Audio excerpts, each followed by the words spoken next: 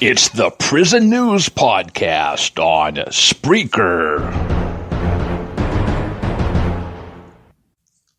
Greetings and welcome to the broadcast. I'm your host. This is Prison News. We've got some great stuff. This time, even a congressman has to go get his mugshot taken. Well, let's get started. Family of man who died after 2 days in Utina County Jail sues, and the family says he did not receive proper medical help here. A man who died in the county jail didn't receive adequate medical attention because of the policies the county had in place at that time, according to a lawsuit filed by the deceased man's family. Now, Jeremy Hunter, 34, he was just scheduled to stay in jail for 5 days. A probation violation when he was booked in December. This is back in 2014. Now, in a filing this month in federal court, the family says the jail should have known of Hunter's medical issues, that he told them on all the intake forms he was on medicine, had some medication, had some high blood pressure, some different things, and that they say that the county commission, the sheriff's office, didn't protect him and the other inmates by not having any kind of a policy in place. Now, by the time Hunter received the medication he was prescribed to control this high blood pressure, he'd been in custody for 48 hours and he was suffering severe chest pains. He told jail staff the pain felt like a heart attack that he had had years before. Now, a prison nurse returned from the pharmacy and gave Hunter his medications, hoping it would help him. Of course, he collapsed and now he's dead. Next. Inmates escape Bethel jail through a storm gate. According to state troopers Wilson Beaver and Carl Coing, both these gentlemen appear to be Asian, escaped from Bethel's Yukon Kuskokwim Correctional Facility this morning by wriggling their way through a storm gate. Now, Beaver and Coing were last seen at the jail at about 11:30 on Friday. Beaver's 43 years old. He was convicted of a burglary and sexual assault for breaking into a woman's home last year, threatened her with a knife, sexually assaulted her, and was due to be sentenced on September. Now, according to Hayes, who works with the Troopers' Violent Offenders Unit, Beaver is going to have to serve a minimum of 35 years in prison. He's looking at being in jail until he's an old man, said Hayes. So at this point, I don't think he has very much to lose. Hayes added that Beaver was also convicted of sexual assault about 10 years ago and is a registered sex offender. So apparently he's been out doing this stuff again. Now, Koenig, he's 31 years old. He escaped with Beaver. Hayes says that Koenig has a long history of assaults and was being held awaiting trial on 2 accounts of assault in the 3rd degree, one of which involves the intent to injure another person with a weapon. He was also charged with resisting or interfering with an arrest. Koenig's trial is scheduled for September. Now, Hayes said that the troopers are not sure why Koenig and Beaver decided to escape at this point. Now, the troopers aren't sure why they tried to escape at this point. They're currently conducting interviews with the inmates. Next. Charges are upgraded in the death of a diabetic jail prisoner. Miller County Prosecuting Attorney Stephanie Black amended Friday the charge against a former bi-state jail nurse from misdemeanor negligent homicide to felony manslaughter. Now, sometimes these are called on the inside a thrill killing or an inmate thrill killing, where somebody does something, some way, shape, or form to get an inmate killed. Anyway, Brittany Dwayne Johnson, 27, is accused of causing the July 1st, 2016 death of Morgan Agerbauer, a severely diabetic 20 years old who was jailed for administrative violations of her probation. Now, she's in for an administrative violation. Anyway, according to the probable cause of this affidavit and a civil lawsuit, Johnson ignored Agerbauer's pleas for medical treatment beginning the afternoon of June 30th, 2016. Now, Johnson is a licensed vocational nurse. She now faces 3 to 10 years in prison, and possibly a fine could go as high as $10,000 for manslaughter. Now, Johnson's had some, what we call the negligent homicide charge, kind of got bounced around here. What happened, according to this so-called affidavit or whatever, Agerbauer asked Johnson to check her blood sugar around 5 p.m., but Johnson allegedly refused, yelling or telling the diabetic that things don't work that way, meaning Johnson would decide when and if the insulin-dependent detainee would receive treatment. Now, the insulin-dependent detainee apparently did not receive the treatment, and that inmate is dead now, and we have murder charges on the prison nurse. Next. Congressman gets it this time. Congressman Guilford complies with court order, provides mugshot at Gallatin County Jail. Now, the congressman is dressed up to the nines. He's got a fresh haircut, a gray suit, a blue tie, and a real light blue shirt. 3 months to the day since his election, Montana's Republican U.S. Representative Greg Gianforte reported to the Gallatin County Jail Friday to provide his mugshot and fingerprints as part of his conviction for assaulting a reporter.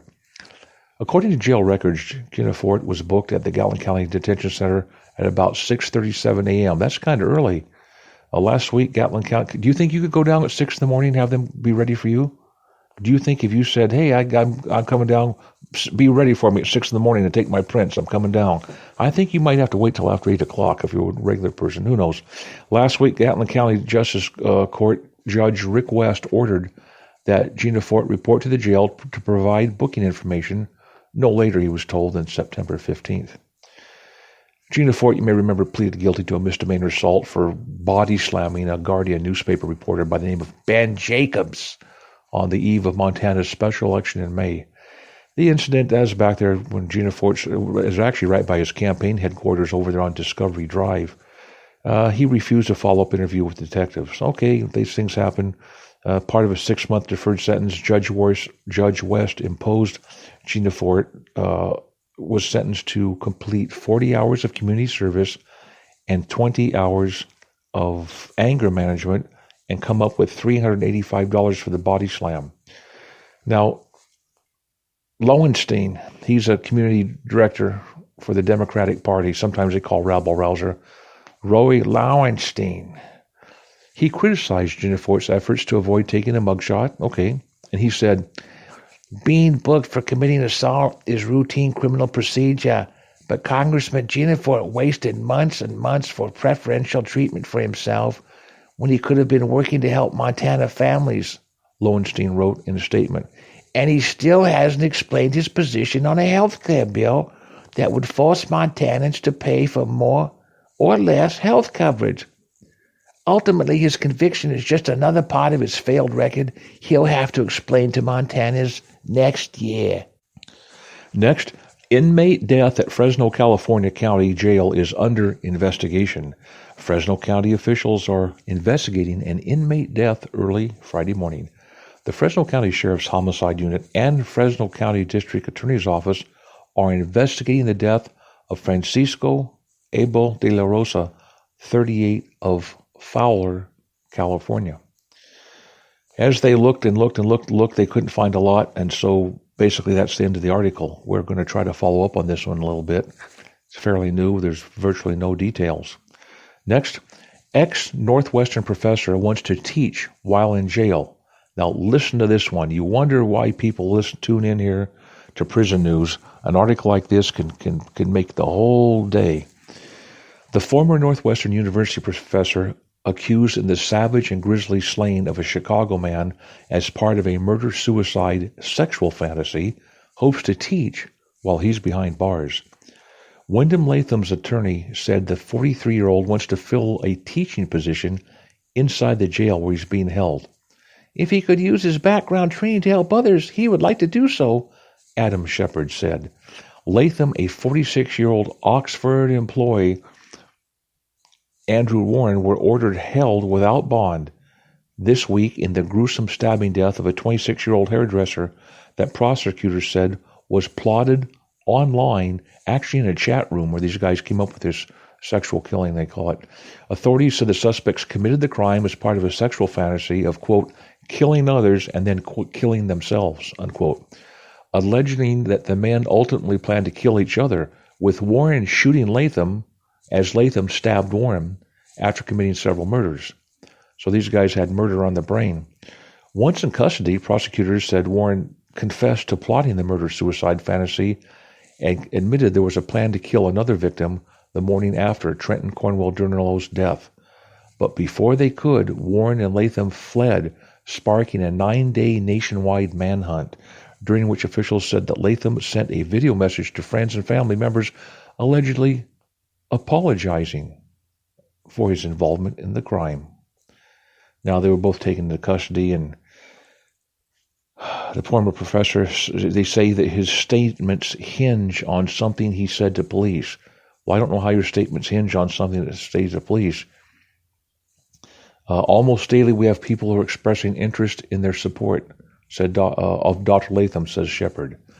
So I guess with an attorney like that, people are expressing their support for this guy who did sexual thrill killings, was going to kill himself, and now he wants to teach.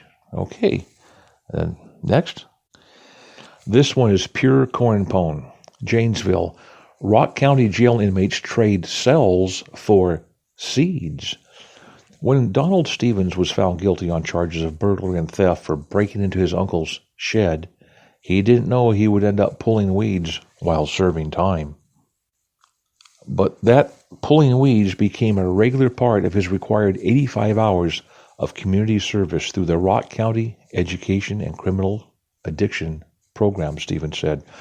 The program is a 5-month restorative justice program for inmates at the Rock County Jail to receive schooling and perform community service to prepare for a life away from crime.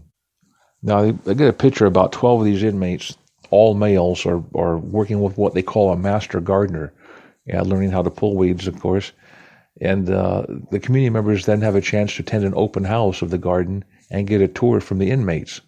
So there's a little tour here. The inmates show how they pull the weeds. Stevens said tending the garden is hard work, but he wouldn't mind doing it again once he's out of jail. Now, he says the most frustrating part of this thing is the never-ending weeds. He says you can go out there and weed all day long and come out tomorrow and find there's still more weeds to pull, Stevens said. Because he joined the program, Stevens will be out of jail in November, 6 months sooner than he would have otherwise. Those extra 6 months mean more time to be a dad. Okay, next. Here's kind of a copycat of one we talked about earlier. Suspect in pastor shooting out of jail after bond reduced. If you've ever heard of a guy spending years behind bars without ever having a trial, well, here's one for you right here. Lake Charles, Louisiana. The man accused of shooting a Louisiana pastor has been released from jail after 4 years behind bars and no trial. Yeah, this stuff still goes on, folks. Woodrow Carey Jr. was sentenced Thursday when State District Judge Clayton Davis reduced his bond from $500,000 to $50,000. In other words, they had him somebody pinched this guy in, financially pinched him where he couldn't get out or have a trial for 4 years. I return to text. Carey is accused of walking into the Tabernacle of Praise Worship Center during a revival service back in 2013 and shooting 51-year-old Reverend Ronald Harris Sr. twice. Carey surrendered, claiming Harris had raped his wife. Now, Carey was indicted for manslaughter, but prosecutors took the case back to a grand jury, resulting in a second-degree murder charge. The Louisiana Supreme Court later threw out the murder indictment. Now, I don't know how 4 years ago a Supreme Court throws it out, you still stay in prison for 4 years. Here's a guy you don't want for your attorney. Defense attorney Adam Johnson said his client's been waiting for a trial for 4 years, and enough is enough? Yeah, thanks, Adam Johnson. Great job working for your 4 years, no trial. And he's finally found himself, now that they lowered the amount to get out from $500,000 to $50,000. Folks, if you read this stuff long enough, they have an old choice, saying sometimes the fix is in, and you just wonder. Here's the one. Get this guy. Kidnapping saga leaves 2 dead, millionaire jail and husband. And there's a guy with a scruffy beard and a nasty washed out look in his face. The mugshot, it looks like he could have possibly a sunken chest. I can't really tell. Now, Mike Handley did a little bit of everything. And this is the guy that tried to let's just here. He's a former alcoholic. He founded the Townsend Recovery Centers across the South. He sold the thing in a deal worth $21 million. Now, he and his wife, Shanda, ran the Hadley Family Foundation. They hosted fundraisers in places like Ruth Chris Steakhouse. Money was purportedly going towards groups to help poor children. On his Facebook page,